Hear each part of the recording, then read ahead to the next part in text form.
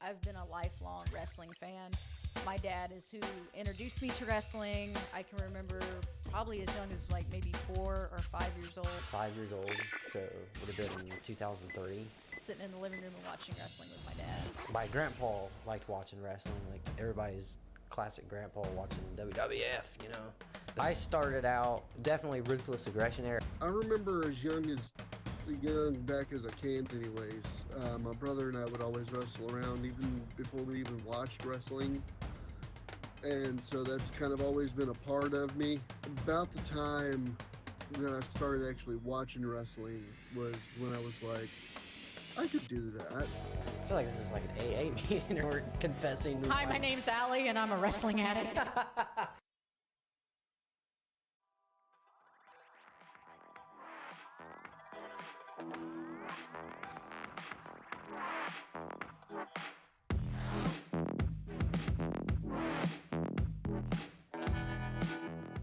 That's right, we are back, and as you can see, it's just me this time.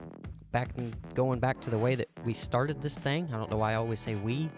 I just feel like if I convince myself that there's actually, more than one person involved in this, and it's not as lonely, you know what I'm saying? But anyway, welcome back to Wrestling in the Midwest. My name is Tyler Martin. Allie Myers will be with us during the watch along, if that's what you want to call it. So the way this is going to work is going to be a little bit different, actually. As you can see, we got a video instead of a live stream like we did last time. I actually moved out of my house, and I'm in a temporary place where the Wi-Fi is not that great. So streaming is not an option at this point, but what I'm going to do anyway instead is upload. We're still going to do the watch along, but we're going to just record them and upload them immediately. So I have all this set up to where I can literally just record raw footage. It looks edited because I did a lot of, like pretty much all week this week, I sat down and did a lot of behind the scenes work. So hopefully you guys enjoy the reactions that we will give. And for right now, this episode is going to be the predictions leading up to the pay-per-view. Now that Raw and SmackDown have been concluded for the remainder of up until the pay-per-view, honestly just lost what I was going to say there. And if you watch my show On the Fly with Martin and Fry, with Nathan Fry, that was actually on the show last stream that we did, you'll notice that I do that a lot as well on there, because I just sometimes, for the life of me, I cannot. I'm like, it's like squirrel moments, if that's what you want to call it.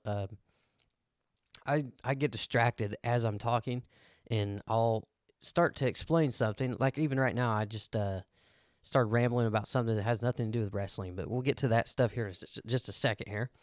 I'll start explaining something, and all of a sudden, in the middle of the explanation, I'll think of something else that like ties into that, but then somehow it becomes unrelated at some point because I just go off on a tangent for I don't know why. But anyway, so to get started here, we're going to talk about some news, you know what I'm saying? So the first order of news is actually, let's see here. Yeah, here we are. Like I said, I had all this to where it looks like it's edited, so that means I'm doing the work during the episode. So anyway, R-Truth apparently suffered an injury. A lot of people thought that might have been a work, but from the picture that he posted, which I will not show on this because it's pretty graphic, it looks like he is injured. I don't know what he did. Like, I know what he did to get the injury, but I'm not sure exactly what the injury is. I didn't get quite in depth with that. So this thing right here that I have on the screen is actually from I believe it's called I can't remember. I'm actually gonna have to look that up on my phone real quick. So I'm just gonna start rambling here while I look that up. It's called Pro Wrestling World on Facebook. So if that's something you're interested in, they have multiple people that run their page as what do you want to call them? Administrators. I don't know. Let me know in the comment section what word I'm trying to look for. Anyway, so R-Truth may have suffered a quad tear from the injury that he had on NXT.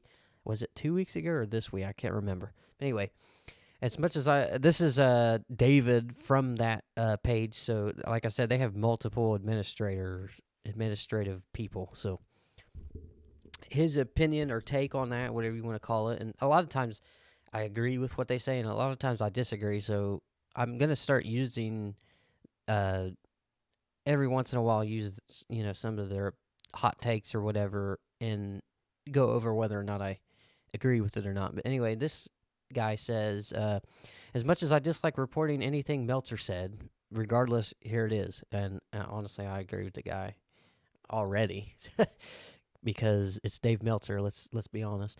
This wasn't confirmed at press time, but belief that was that he tore his quad, which is a very serious injury that could keep him out for a long time. At 50 years old, a quad tear could mean the end of R-Truth's career. I hope he'll be okay. He's one of the greatest comedy wrestlers in the history of the sport, if not the greatest. And I have to agree with that too. Like, he's like comedy gold, and I think that's important with sports entertainment, at least, to have somebody that's more of a comedian, but also is a pretty darn good wrestler. So anyway, this guy says, I hope this is one of those times where Meltzer gets it wrong. And honestly, I also agree with that. Hands down, agree with everything that's in this article, if that's what you want to call it, because it's literally just a few sentences. Anyway, next on the list, Jake Paul apparently will be at Crown Jewel, and I actually watched the live stream that happened yesterday, and it is confirmed that Jake Paul will be some way involved in, I don't know if he'll be at ringside. I'm assuming that's probably what it'll be, to kind of neutralize the Usos trying to interfere. So I don't know that that will. It's one of those things, and we'll get to that. I'll just talk about that when I start going over predictions, because that's more appropriate for that. So anyway, this says breaking fresh off his victory over Anderson Silva. Congratulations, by the way. This kid, he's really starting to win me. I didn't really like him at first, and a lot of people didn't. He kind of rubbed me the wrong way, but he's really starting to earn my respect as far as boxing even goes, because he's putting up those W's, and it's cool to see this. I think a lot of what here I go going on a tangent again. I think a lot of what rubs people the wrong way about him is the fact that, yes, he does have an attitude, but also he says what he means and means what he says, and he backs it. Like I said, he backs it up. I just said it twice the same way, or two different ways. But anyway, he backs up what he says, and that makes, I guess that could irritate people if they don't like him. But hey, man, deal with it, I guess. I don't know. He's as good as he says he is at this point. So maybe one day he'll bite off more than he can chew. But at this point, he's a legend being made right now. So eventually, y'all need to bow down to him at some point. So anyway, fresh off his victory over Anderson Silva, Jake Paul will be in Saudi Arabia at Crown Jewel to support his brother Logan. No doubt he will get involved somehow. And again, I agree with this. The next thing on the list is a Bray Wyatt hot take, actually. But before we get to that, Bray Wyatt is apparently going to be appearing at the pay-per-view. I saw this on social media, so it could be false, but I think it would be good to make that announcement and have that happen, because it would definitely boost ratings even more than it probably will be anyway. So this says, hear me out, Bray Wyatt is the best in the world. Even after a year of absence, he's still selling the most merch. He can work with anyone and make pure magic. Cena, Orton, Danielson, etc. Dude's mic work is magic. His ability to work a crowd and get them invested is unmatched. So it's not Reigns, Okada, Mox, Rollins, or CM Punk. Bray Wyatt is the best in the world, which I have to agree, man. He's as over as you can possibly get for somebody that used to be a bad guy, but yet people still cheered for him. Maybe that's, it's kind of like a, not to compare him, but it's like an Eddie Guerrero situation where he is supposed to be a bad guy, but he's just so good at it, or he's just good at what he does that people just forget about that and just cheer anyway because he's just good. You know what I mean? So, yeah, I have a hard time putting words even for what this guy has accomplished already, and it's gonna be cool to see what he ends up doing now that he has more freedom creatively. So let's go ahead and get to our predictions, shall we? So the match card looks like this. It's the Usos versus the Brawling Brutes.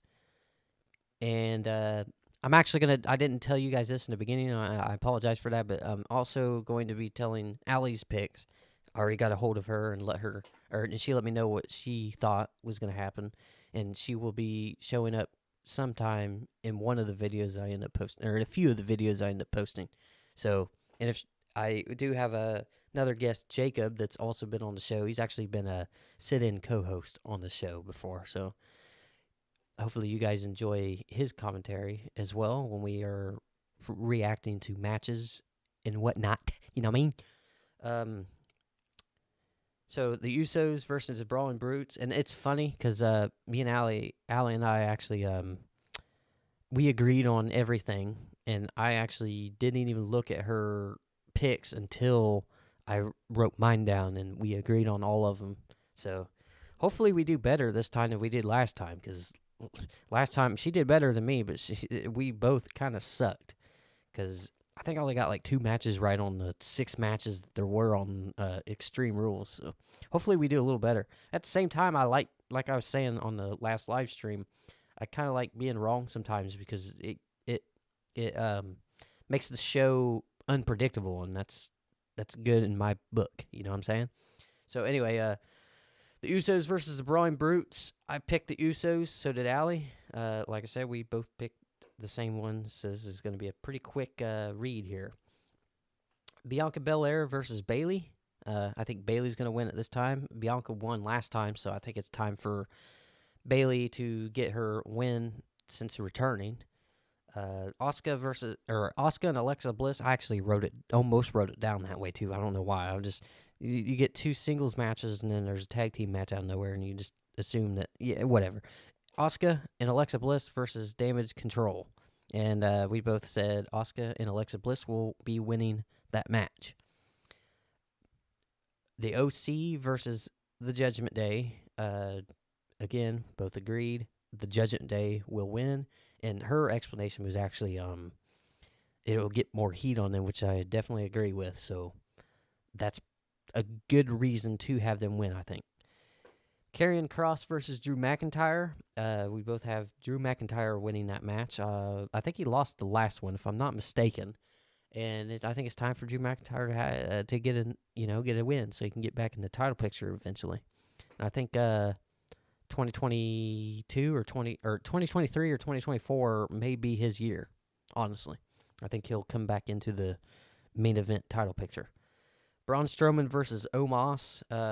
We didn't agree on all of them. She picked Braun Strowman. I actually picked Omos, and the reason why is because Omos, I think, I see this match being a rubber match, like a back and forth. I think it'll end in WrestleMania, maybe even go to WrestleMania Backlash if they do that pay-per-view this year, which I'm not sure if they will or not. But with Triple H being head of creative, he's already changed a lot of things, even with pay-per-views. So, and there's also more rumors about that, but we won't get into that because they're just rumors, and it's not relevant to what we're talking about right now, which is predictions. You know what I'm saying? But anyway, yeah. So I had Omos winning. She had Braun Strowman winning, and yeah, it makes sense probably to have business-wise to have Braun Strowman win early since he just returned. But at the same time, it would give the match a reason to have them fight again in the future if Omos upsets and ends up defeating Braun Strowman. It just is, people are gonna pull for him to win since he just returned and all that nonsense. You know what I'm saying? Brock Lesnar versus Bobby Lashley. We both picked Bobby Lashley on that one. I think this would be a clean victory. And if not, this will be also a WrestleMania match if it's not a clean victory. That's what I'm going to predict right now. And last but not least, the main event, Roman Reigns versus Logan Paul. Now, let me go ahead and, before I give the prediction, let me go ahead and talk about what I was going to. And I almost interrupted the news to talk about this. Honestly, I think it's obvious that Roman Reigns is probably going to win. But I think it's cool that they're writing a story like Roman Reigns recently for Drew McIntyre was the last one. I don't think he was on Extreme Rules, was he? No, he was not. So, yeah, Drew McIntyre was the last person he had defended against. And I think having Roman Reigns look unsure kind of puts some I was going to say unsurety, but that's definitely not a word. Unease if you're rooting for the champion, or if you just think that the champion was easily going to win or whatever. I think it's going to be. It's either going to be what would you call it? 5-star match, mostly because of Roman Reigns. I'm not saying that just because I don't like Logan Paul, because I actually do like Logan Paul. But he's pretty green yet because it's only his third match. But he could shine through, and with Roman Reigns' help, being the star that he is, I think this will be a good match if it does go long. And I could also see it going short, but I don't know which one is going to actually happen, so I'm not going to actually make that prediction. But I just think it's cool to make Roman Reigns, it almost seems like he's unsure of whether or not he's going to win, which, that it writes a story, even though it's obvious that he's probably going to win. It makes it more unpredictable, I guess, to write the story the way they did. So kudos to Triple H for, I believe, what was it, Summers? No. Clash at the Castle was when he faced Drew McIntyre. So that was definitely a Triple H move, I would assume. Anyway, so we both picked Roman Reigns to win that. It's pretty obvious, as just me going on the tangent that I did there, that's who I was going to pick. So, yeah, that's it, guys. Hopefully we do better this time, but at the same time, if we don't, then good. It was unpredictable. That's all I got to say about that. I think that's going to be my new catchphrase now. At the end of every episode, I'm going to say, that's all I got to say about that. But, yeah, guys, hope you guys enjoyed this, and I hope you guys enjoy the pay-per-view. And I saw that we got a good amount of views on the live stream that we did, so eventually we will go back to doing that. But anyway, hope you guys enjoyed this episode, and we will see you later on today, actually. Peace.